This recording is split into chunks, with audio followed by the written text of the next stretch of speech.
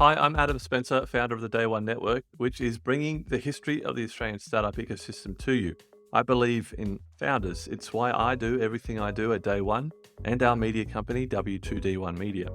And that's why the Day One Network exists, to create helpful content for founders. We've got some great shows in development, but a large part of what we do couldn't be done without support from our partners and sponsors.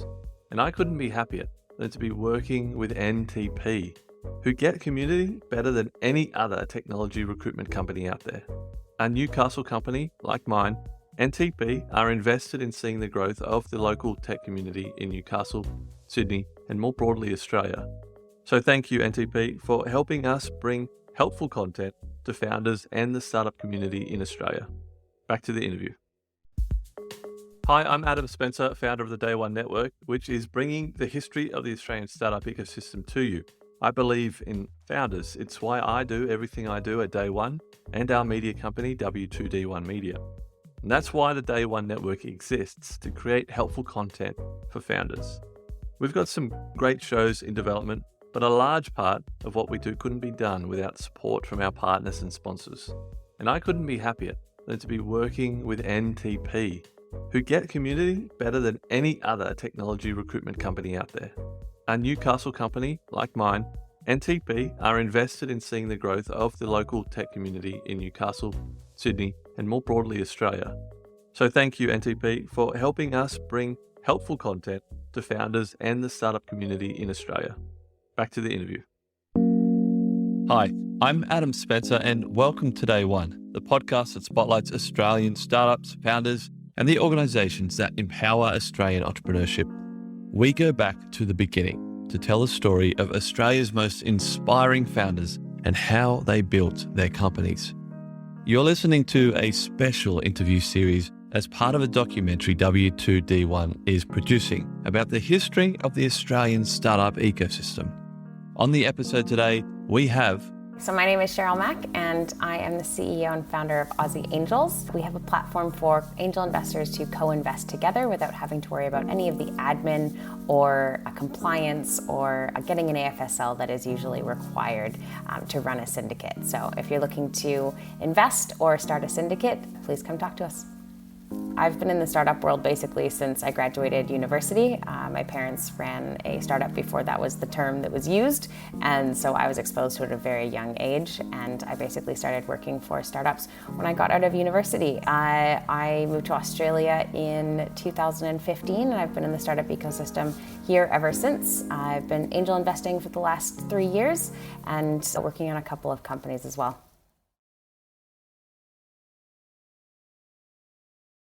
I mean, apart from your family being, entrepreneurs, your parents, why are you so interested in startups? What attracts you to it? I think it's the limitless of it.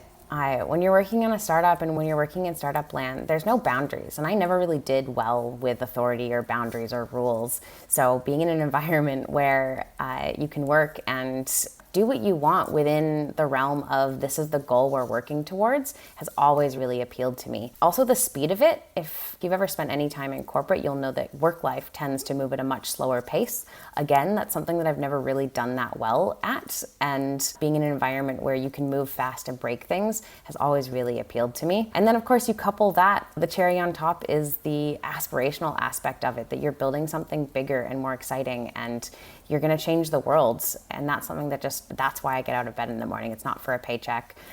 It's to build something that will potentially make a difference in someone's life in the future.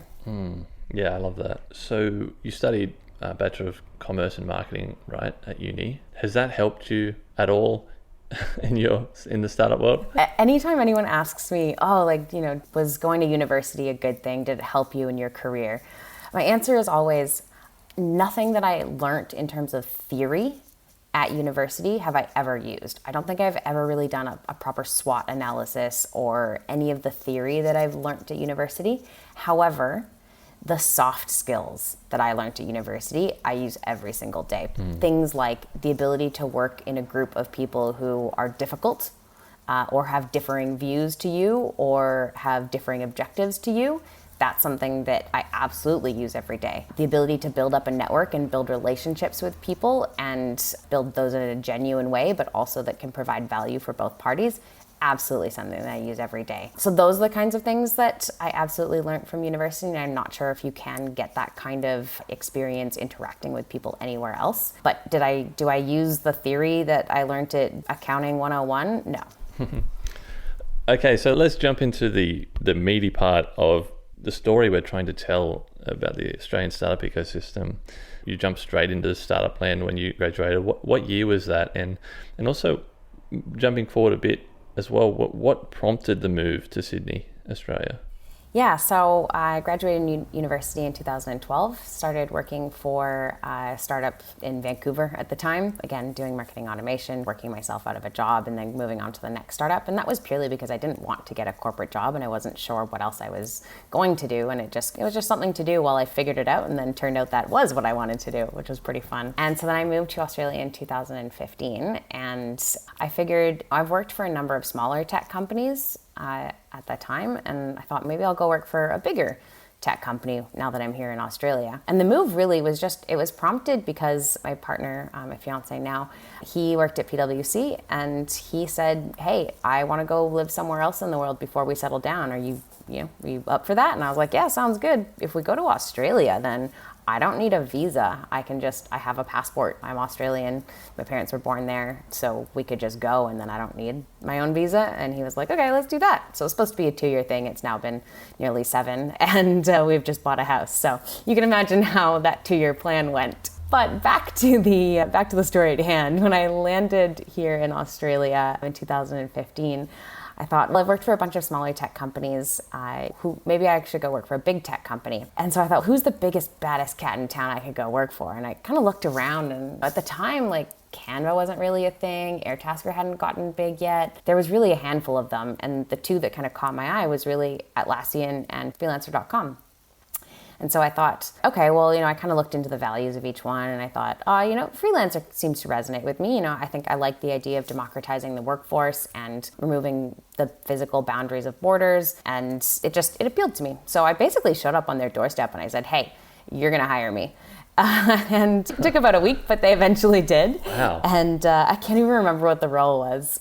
I kind of jumped in, and I honestly don't even remember. I think I just asked a bunch of people to recommend me, and I actually showed up on their doorstep. That was back in the day where you could just get in the elevator. And I think I asked to see somebody who was there and was like, hey, I love what you're doing. Would love to come work for you. What do you got for me? And like I said, it took about a week, but they eventually gave me a role, and I can't remember what it was because it really only lasted a couple of months.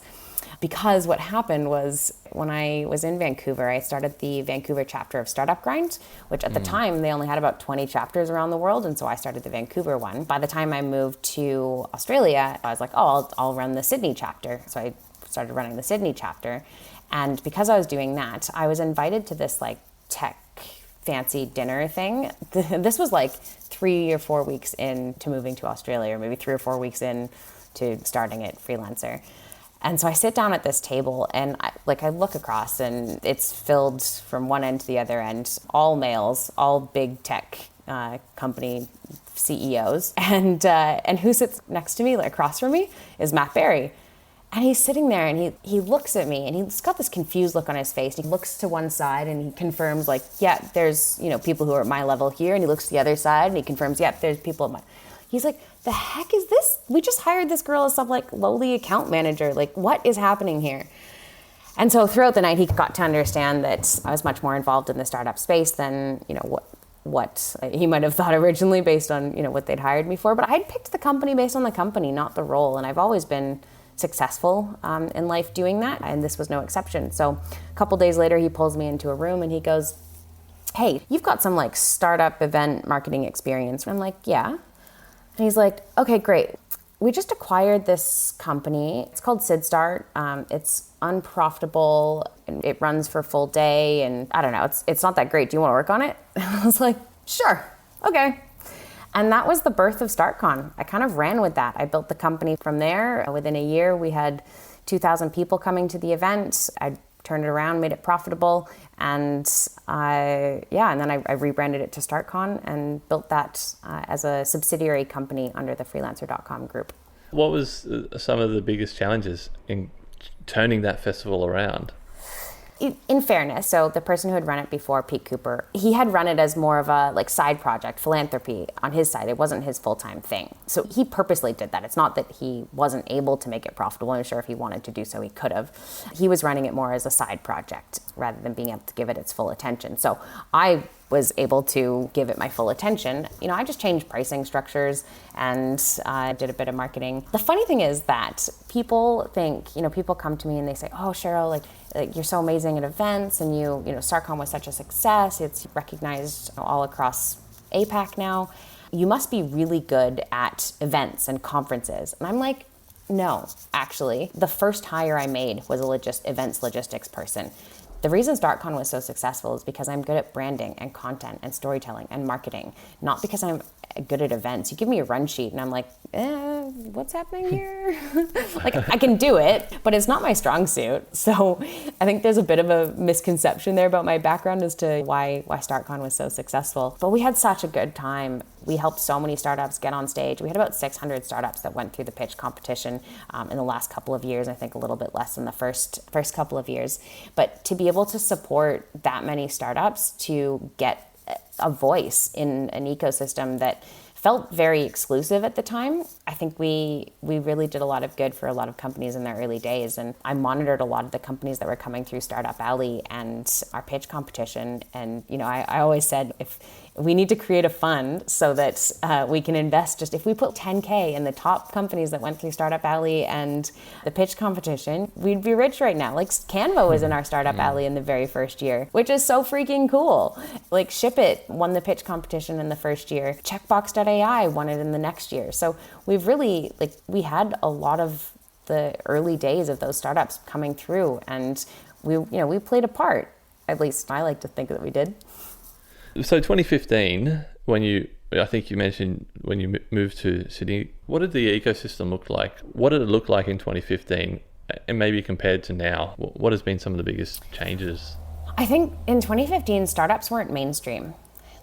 Convincing the likes of Microsoft and Salesforce and all of those big companies to give us the time of day here in Australia was really difficult. AWS was one of our first believers, and I think they were one of our first sponsors to come on board. But it really took a couple of years for people to take notice that this whole startup thing was actually interesting. And for the bigger companies, it meant a new stream of customers.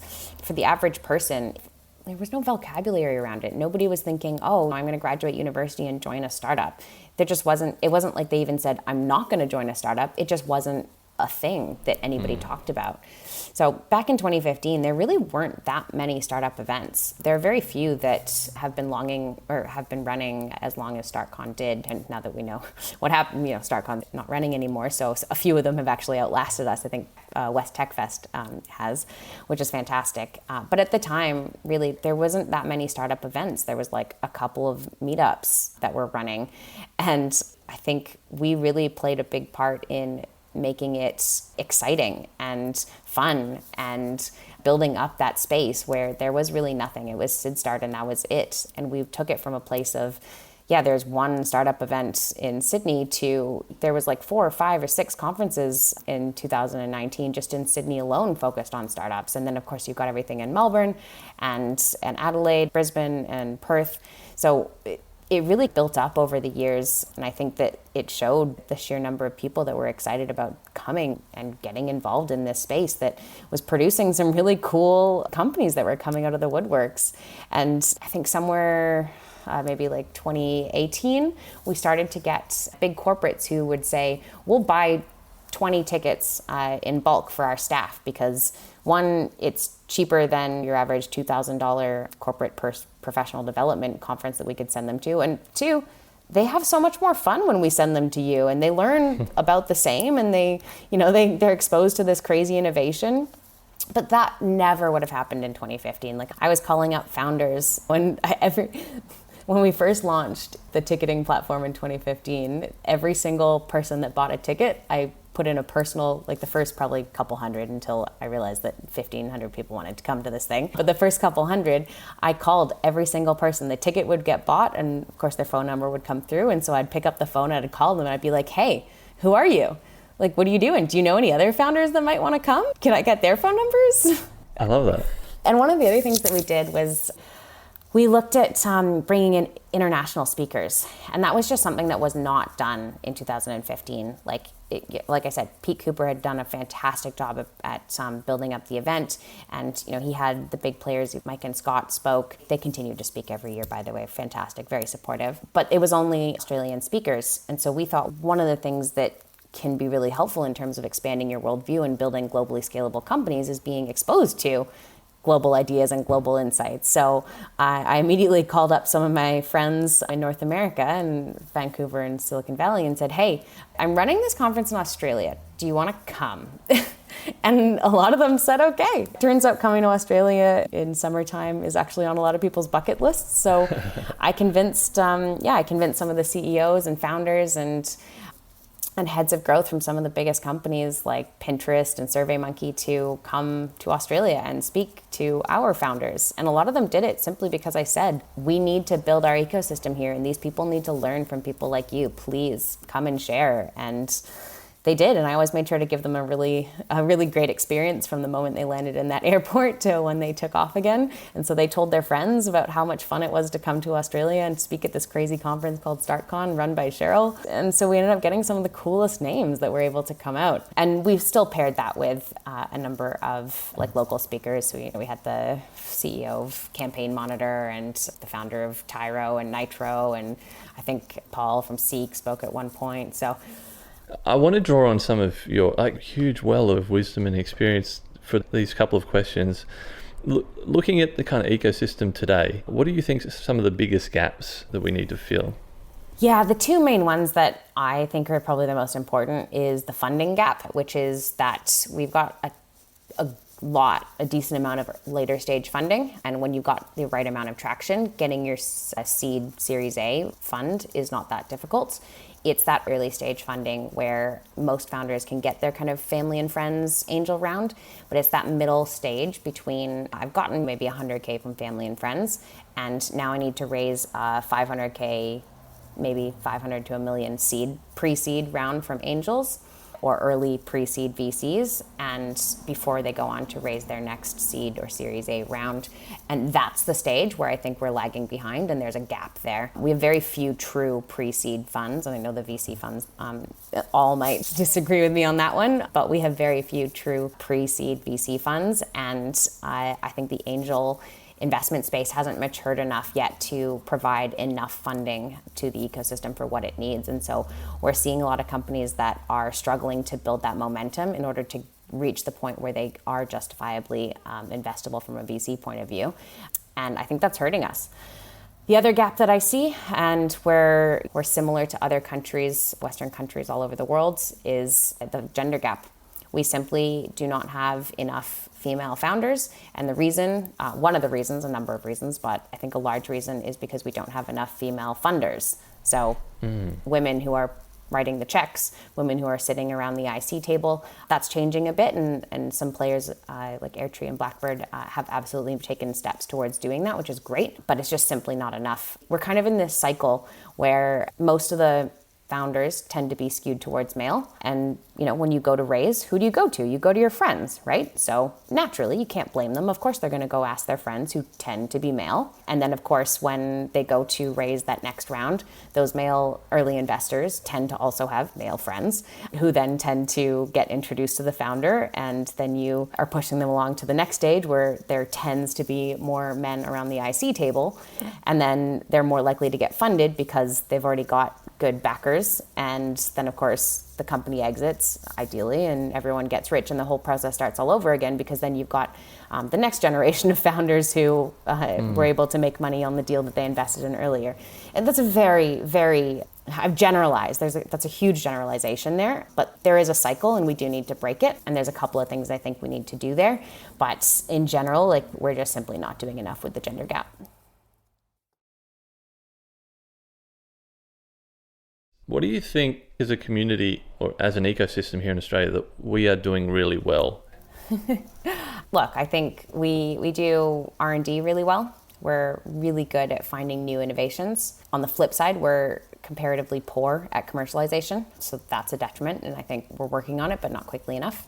We do fintech really well, and that's really good for us because we do have a lot of banks, and banking and finance tends to be an area that is more widely accepted by the mainstream, which is a good thing. We also have this unique environment where we're kind of a bubble enough into ourselves that Australia is a fantastic place as a sandbox to test things and to drive new innovations before they can be impacted by other factors that would make it really difficult to establish as to whether this is viable or not. So Australia is a really unique environment, and we've seen a lot of technologies and companies use Australia as a sandbox, and I think that's something that is unique about where we are.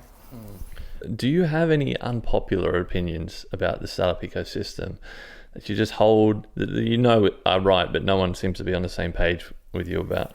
I mean, it's not like I'm out there voicing unpopular opinions to test how many people are on the same page with me about, but just based on conversations that I have with other, primarily investors in Australia, I personally feel that the funding environment in Australia is entirely too slow. You look at what's happening in Silicon Valley and the UK and just the speed of deals that get done. You simply don't have time to ponder what could go wrong. All you can think about is what can go right. And the speed of money that gets deployed allows a lot of really, really interesting things to get funded and to build up an ecosystem where people are thinking about what can go right rather than what can go wrong, and focusing on the founders and how to pick and find the right founders rather than all of the potential issues in their business model. So I would say that's probably my unpopular opinion. Not that I voice it too often, because it turns out when you tell older, typically Caucasian males that you disagree with their approach to due diligence, they don't tend to take it well. And I find that it's not really worth the fight when you're at a pub with at an Angel drinks and you're just trying to have a good time. So that's, yeah. My last question is the question that I like to ask everybody, which is the advice question. If a brand new founder came to you tomorrow, what one single piece of advice would you share with them that would hopefully increase their chances of success? Yeah. Look, there's a number of things, and I know you only asked for one, but I'm going to give you three because they're all kind of tied together. The first is talk to your customers. Talk to your customers, talk to your customers, and don't stop talking to your customers ever. The way that you talk to your customers may change as your business grows, but it's imperative that you continue to talk to your customers. The next is focus, and it ties in with talking to your customers because when you talk to your customers, you should be able to establish the core problem that you want to focus on. And focus in the early days is really important. I think founders and people naturally tend to have this inclination around, oh, and this could feed into this, and we could also do this, and this would be naturally fit with this, and let's build everything. And they think that they have to explain how the future could look where they're a company that does everything to people that they're pitching to, when the reality is actually the opposite. It's much, much better to focus in on something that you can do really well and let people's natural inclination to think about the future and the possibilities on their own. So if you're talking to investors, focus is much better than we can do everything. And the last one is fall in love with your problem. So when you talk to customers, you'll discover a problem that hopefully you become very passionate about, and then you focus on that problem, and then you fall in love with that problem rather than your solution. So rather than thinking of an idea and thinking, oh, I love this idea, this product would be amazing. If I could just build this product, I think that it will function like this, and the features will be this, and this is how it will work. And I go, what's the core problem that you're solving? And they're like, the fact that there isn't a platform that has these features, and they start to list their features. And I go, no, what's the core problem that you are solving? What is the pain point that you're addressing? And why is it such a huge pain point? And founders, some of them tend to struggle with that question because they might have already fallen in love with the solution that they've devised. So I would encourage you to think about what the core problem is and focus on that, because the way that you solve it might be different now than it will be in the future. If you look at what Airbnb was in the early days, it was air mattresses in people's living rooms. But the problem that they were focused on is, how do we help create an environment where everybody feels at home in a different country?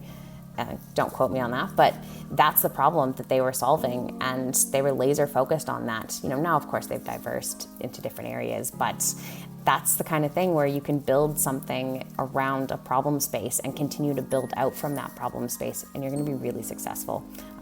Hopefully, I guess. Don't quote me on that one either.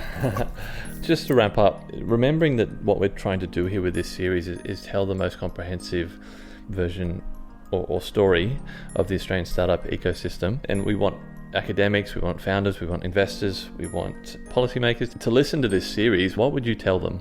What do you think they need to hear? I think that our policy currently is limiting to the ecosystem and its possibility and its potential in a lot of ways. And we need to look at what other countries are doing to unlock that potential, to remove barriers that are currently limiting things. Although we think that there might be risks in people, grandma getting swindled or people doing the wrong thing, I think the risk of allowing that to happen is so much less than the risk of not opening up and allowing some of those things to happen at the right times with the right people, and letting the market essentially regulate itself a little bit more than it currently is, because we have examples from overseas that show that these models work and that no one is going to get screwed over. And the vast majority of people are not going to get screwed over if they're allowed to act in particular ways without the sheer amount of regulation that is currently holding back innovation in Australia.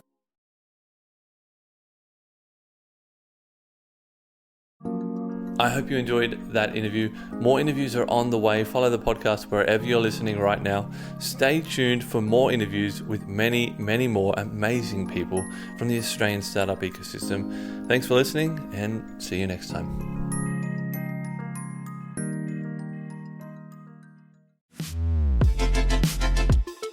The Startup Retro is a new podcast from the team behind Overnight Success. A weekly show where we help you level up on the Australian startup ecosystem by giving you an insider's view on Aussie startups and venture capital. I'm Will Richards. And I'm Gemma Clancy. At OS, we curate the most important news and announcements across the ecosystem and explain a bit of useful context behind them. The Startup Retro podcast will follow a format familiar to our readers of the weekly newsletter, but offer an opportunity for much more discussion. So, if you want to keep your finger on the pulse of all things happening Aussie startups and venture capital, start your week by listening to the Startup Retro. New episodes every Monday, starting the 1st of July.